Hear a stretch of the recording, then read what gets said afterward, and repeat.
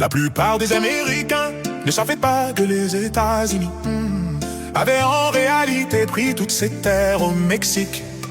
En revenant au 19e siècle, les États-Unis étaient en pleine expansion vers l'ouest. À cette époque, le Mexique nouvellement indépendant cherchait à développer son économie.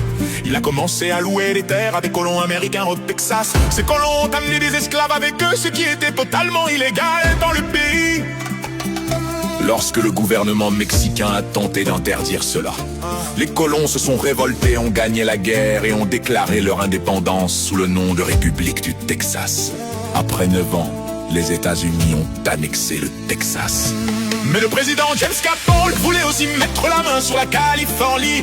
Il a offert 20 millions de dollars au Mexique pour ces terres, mais l'offre a été refusée. Il a alors envoyé des soldats américains dans la région frontalière contestée. Sachant que cela provoquerait un conflit, l'armée mexicaine les a attaqués et Polk s'est servi de cela comme prétexte pour déclarer la guerre au Mexique. Les États-Unis, étant plus puissants, ont facilement remporté la guerre et ont forcé le Mexique à vendre une immense partie de son territoire